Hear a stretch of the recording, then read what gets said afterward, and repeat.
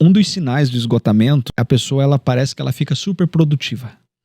Parece que ela faz e consegue ter um monte de resultado, mas esse é um sinal do esgotamento. Quando ela começa a fazer, né, ela acha que está sendo super produtiva, mas na verdade ela está fazendo para tentar compensar um vazio que ela está carregando.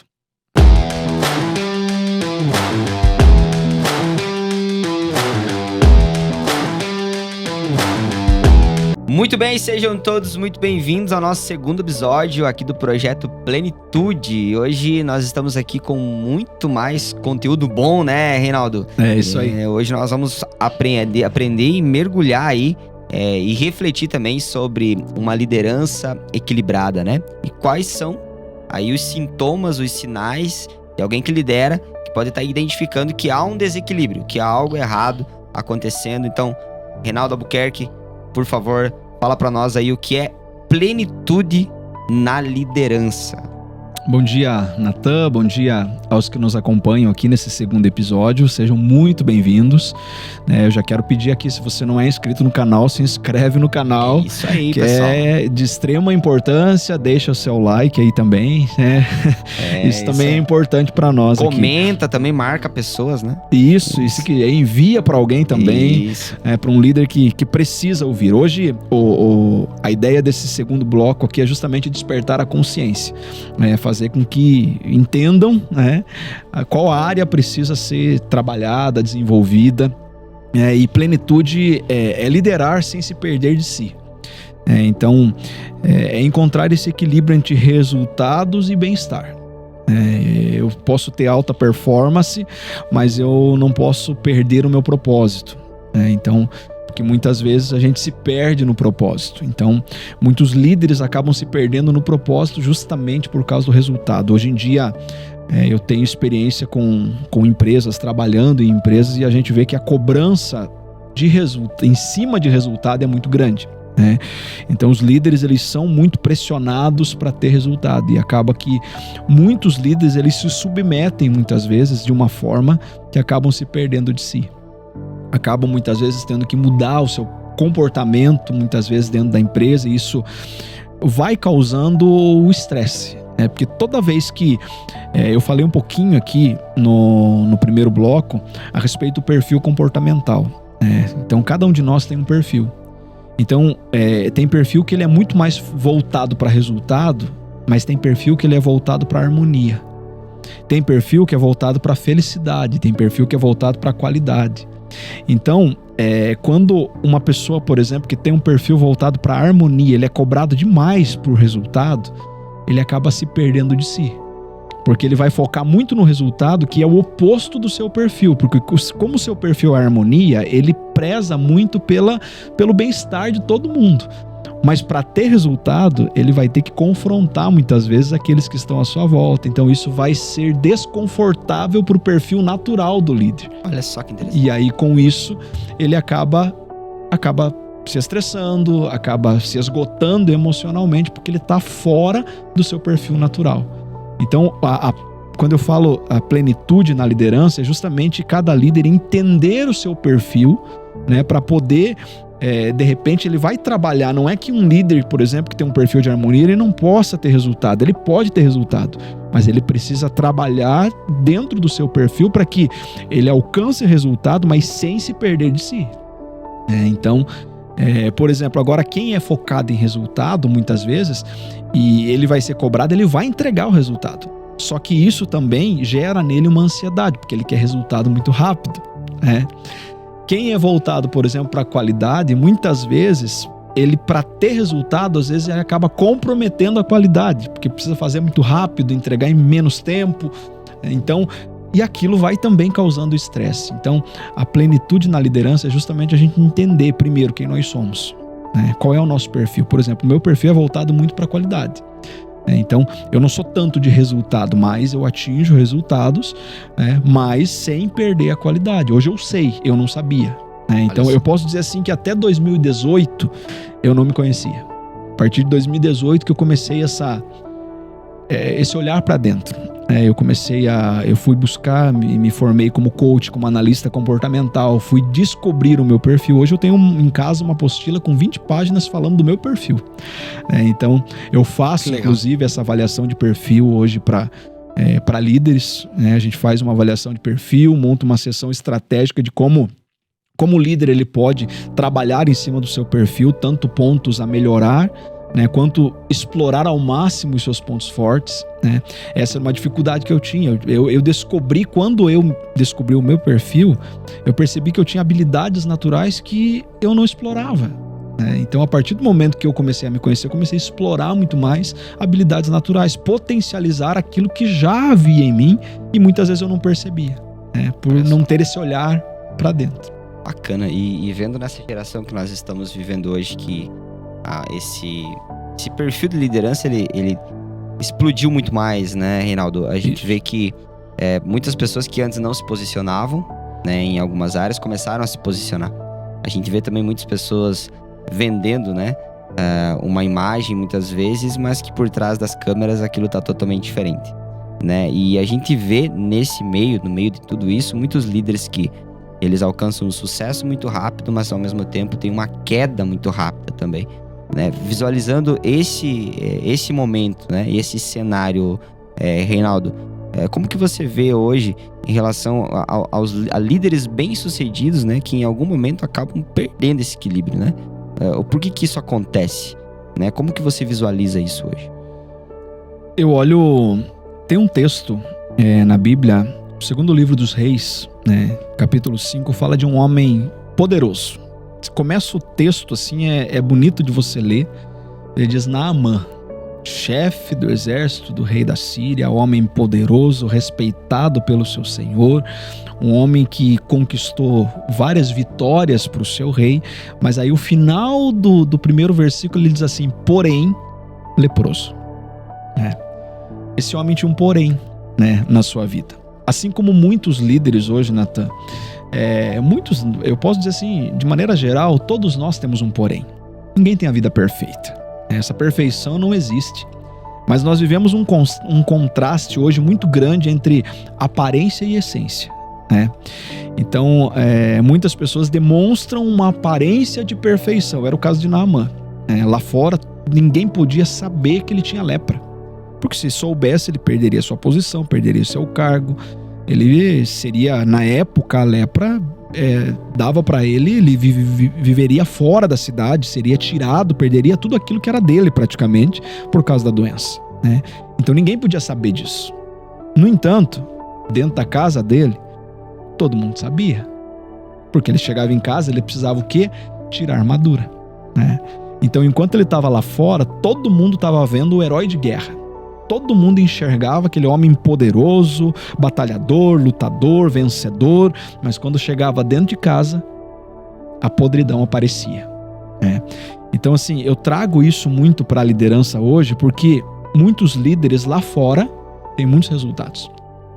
Mas quando estão com aqueles que realmente se importam, com aqueles que eles deveriam cuidar, proteger, entregar o seu melhor, eles não conseguem.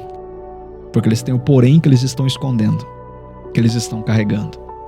Então essa é a grande dificuldade que eu vejo hoje nessa geração, né? De você, às vezes, tentar demonstrar que você é aquilo que, na verdade, você não é. Você está, na maior parte do tempo, você está transmitindo uma grande imagem, mas que quem sabe realmente quem nós somos é quem está conosco todos os dias, né? Então quem sabe, quem pode responder quem eu sou de verdade é minha esposa. São meus filhos. Eles podem dizer quem eu sou de verdade, né? Se eu sou realmente quem eu digo que eu sou, né? E hoje é uma dificuldade muito da liderança, justamente por não buscar essa autoajuda, por não identificar esses poréns que estão muitas vezes, ou até mesmo identifica, mas não quer expor, porque se ele expor, às vezes pode perder, ele acredita que vai perder a posição, a credibilidade. E assim, aí eu vou trazer muito para a questão do líder espiritual, Natan, porque eu, como fazem 23 anos mais ou menos, desde que eu preguei a palavra pela primeira vez, então conheço muitos pastores, muitos líderes nesta caminhada, muitos amigos, aconselhei muitos, fui aconselhado por muitos também, porque a gente cresce dessa maneira, né? Essa parceria.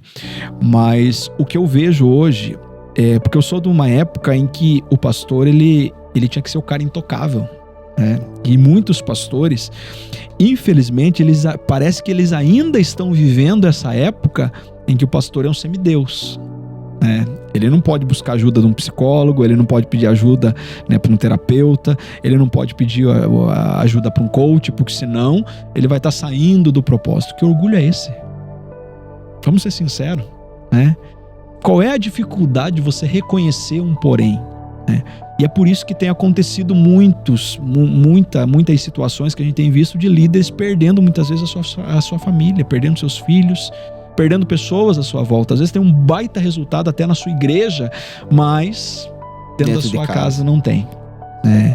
E a gente precisa trabalhar muito isso, né? E o projeto Plenitude, ele vem justamente, a gente vai ter alguns momentos de confrontos aqui.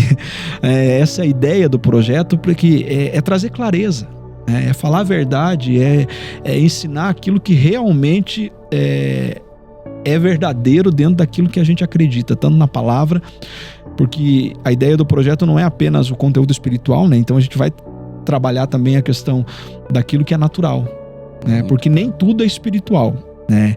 E eu falo isso também muito nas ministrações, porque tem gente que acha que resolve tudo com oração, e também não é assim que funciona. Então a gente precisa separar o que é natural e o que é espiritual. Por isso que o apóstolo Paulo, quando ele escreve aos Coríntios, ele fala: tem coisas espirituais que o homem natural não vai compreender, mas o homem espiritual, ele discerne bem tudo, ele consegue ter essa compreensão. Até porque na neurolinguística ele fala que o nível mais alto de aprendizagem do ser humano é o espiritual. Se você pegar a pirâmide ali na neurolinguística, ela vai subindo. A identidade, as crenças e assim vai. E quando chega lá em cima, o nível mais alto de aprendizagem do ser humano é o espiritual. E aí, por que a ideia do projeto, inclusive do livro, por que eu explorei tanto nesse sentido do natural? Porque nós, como líderes, muitas vezes os líderes espirituais, nós sempre trabalhamos no mais alto nível, né, da liderança, de aprendizagem, de conhecimento, que é o espiritual. No entanto, nós esquecemos às vezes da base. Então, por que muitos líderes não têm resultado? Por que muitas vezes na igreja é tão difícil você formar líderes? Por que é tão difícil você manter os líderes motivados? Porque nós trabalhamos com eles na questão espiritual e nós esquecemos muitas vezes de onde eles foram criados, do que eles carregam no seu inconsciente, do perfil comportamental de cada líder, né? Até eu me lembro de uma situação, a gente tá fugindo um pouquinho do protocolo. Eu me lembro um momento que um pastor, ele pediu para eu ministrar um treinamento para a liderança dele, os obreiros. Ele falou: pastor, Reinaldo, eu preciso de uma ajuda aqui, porque eu tenho uma dificuldade enorme, porque os meus obreiros, eles não têm iniciativa, ninguém quer fazer nada, eu preciso ficar mandando o tempo todo, se eu não tô junto, as coisas não acontecem. Tá bom, vamos fazer. E aí eu fui ministrar o treinamento, e quando eu ministrei o treinamento, o que eu percebi? Ele tem o perfil de resultado. A maioria dos obreiros dele tem o perfil de harmonia, de diplomacia, né? Então, assim, qual que é o ponto forte de quem tem o perfil dominante, o perfil de resultado? É que ele vai e faz o que tem que ser feito, ele enxerga o que tem que ser feito e vai lá e faz. Quem tem o perfil de diplomacia, ele tem carência de criatividade, ele gosta de servir. Por isso que a maioria hoje dos obreiros dentro da igreja, eles têm o perfil de diplomacia. Eu já fiz vários treinamentos nas igrejas e eu percebo que a maioria tem esse perfil. Por quê? Porque são pessoas que gostam de servir, gostam de ser liderados. Para eles, ser liderado é muito bom. Então, qual que era a dificuldade do pastor? Ele queria que todos fossem igual a ele, né? Que todos tivessem iniciativa para fazer. E aí, quando eu fiz a avaliação, fiz a dinâmica com eles de perfil, até eu orientei, falei: pastor, se quer realmente um grupo diferente, você precisa colocar alguém que lidere eles, que tem o seu perfil, porque aí fica mais fácil, porque aí esse líder vai trazer o resultado que você espera, porque os outros, eles não vão ter iniciativa, porque não é natural do perfil deles, né? E aí muitos líderes ali, obreiros, eles se sentiam pressionados muitas vezes pelo pastor, porque ele tinha aquele negócio de vocês têm que fazer, vocês têm que ser igual a mim, né? Então a gente vai aprendendo isso na caminhada, a gente entender que muitas vezes nem todo mundo é igual, né? Nem todo mundo tem o mesmo perfil que a gente. E eu acho que o líder também, pastor, que consegue identificar isso, poxa, quanta informação rica você tá compartilhando aqui em pouco tempo, né? Eu tô aqui imaginando já, né? Então eu acho que o líder que ele consegue visualizar isso, ele consegue trabalhar a sua equipe melhor, construir uma equipe saudável, né? Uma equipe saudável, ele consegue também fazer com que esses líderes, né? Que daqui a pouco não conhecem o seu perfil, ao conhecer, conseguir despertar outras habilidades, né? Também, né? Identificar o que pode melhorar. Poxa, que bacana isso, né? Exatamente. E na sua visão, assim, pastor Reinaldo, a sua visão, quais são os principais, assim, qual que é o principal sinal em uma liderança ou em um líder de desequilíbrio? Como que você visualiza isso na prática, nos estudos, em todo o conhecimento que você já adquiriu? Qual é o principal ou o primeiro sinal que pode ser identificado de que está acontecendo um desequilíbrio em uma liderança, um desequilíbrio em um líder? Normalmente é quando se tem muito resultado externo, mas ainda parece que está faltando alguma coisa, sabe? O próprio líder começa a identificar, ele começa a buscar. Um dos sinais do esgotamento a pessoa, ela parece que ela fica super produtiva.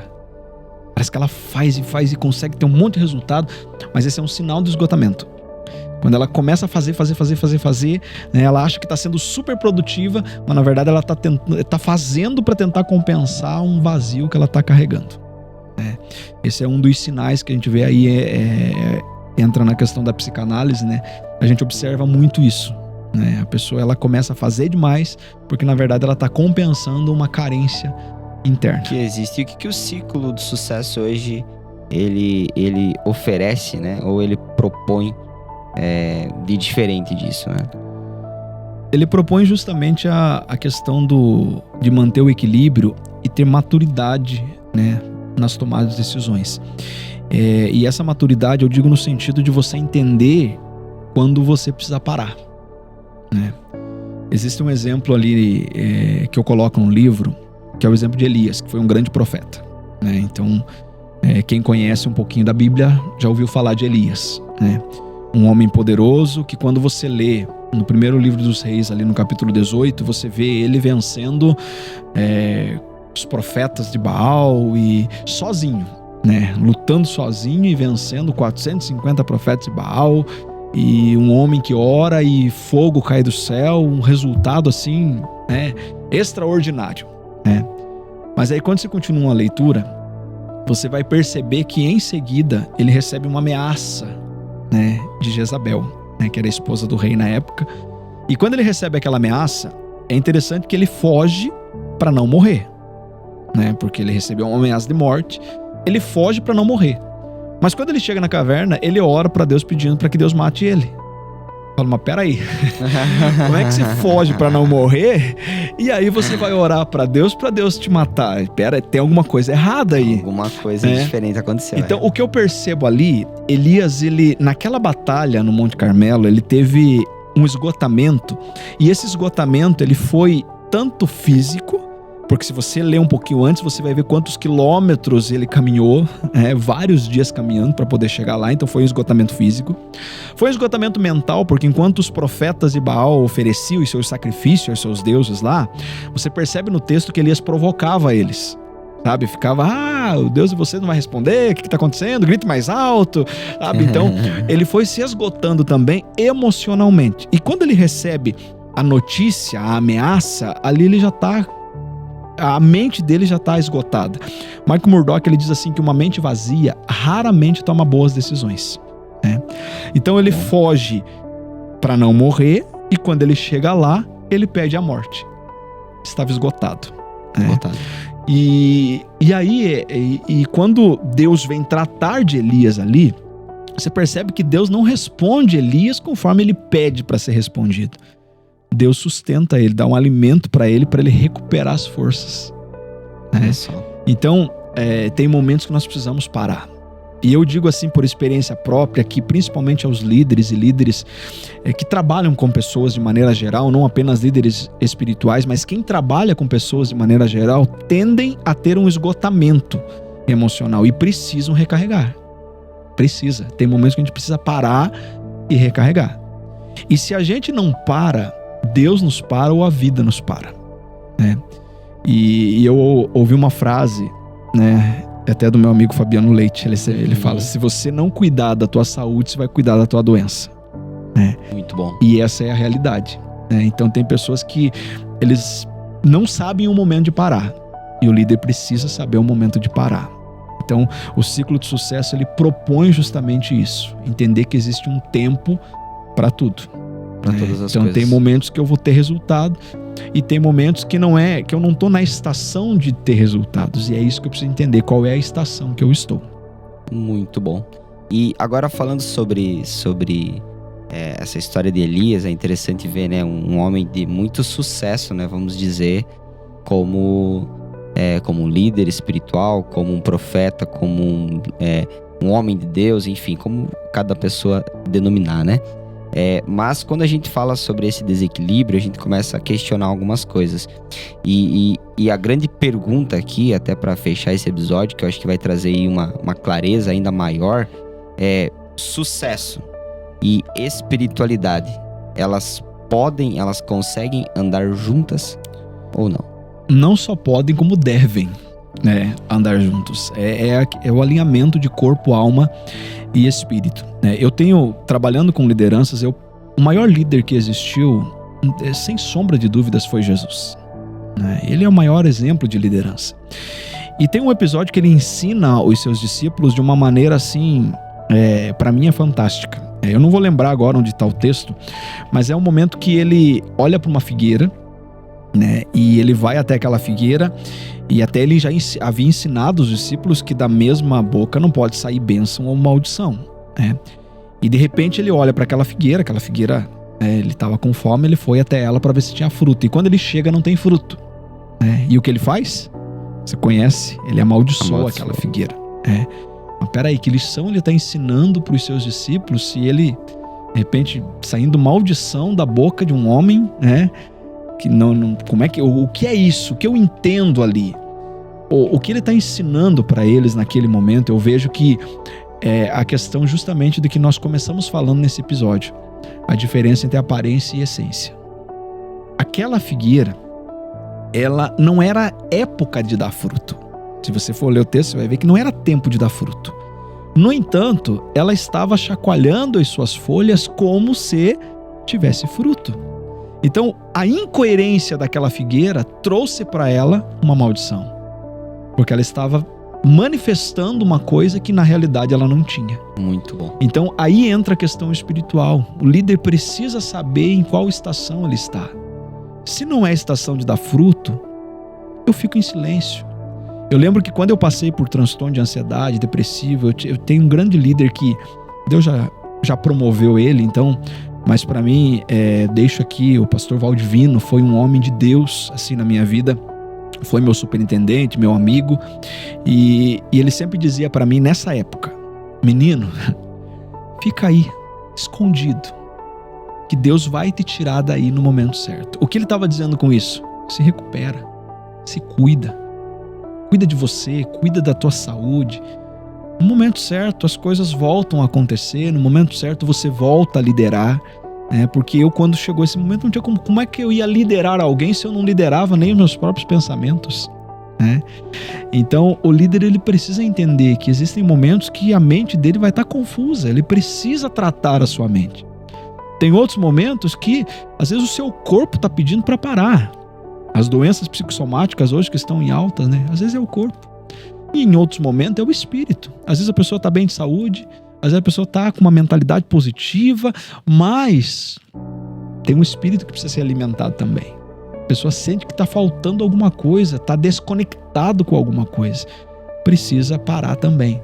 Então por isso que essa conexão ela precisa ter corpo, alma e espírito. Sucesso, espiritualidade podem caminhar juntos. Exatamente. Muito bom. Você acabou de assistir aqui então o nosso segundo episódio de hoje do Projeto Plenitude, pastor, coach, mentor Reinaldo Albuquerque, Muito bom estar com você mais esse episódio aqui. Lembrando você que está assistindo, não esquece de curtir, comentar, compartilhar esse vídeo para mais pessoas serem alcançadas, porque o próximo episódio nós vamos falar sobre as armadilhas emocionais, na liderança. Então, vai ser um conteúdo muito rico, muito importante, e fica o convite para você participar com a gente desse próximo episódio. É isso, pastor? É isso, Reinaldo? É isso aí, Natan, e até semana que vem. Valeu, gente, abraço.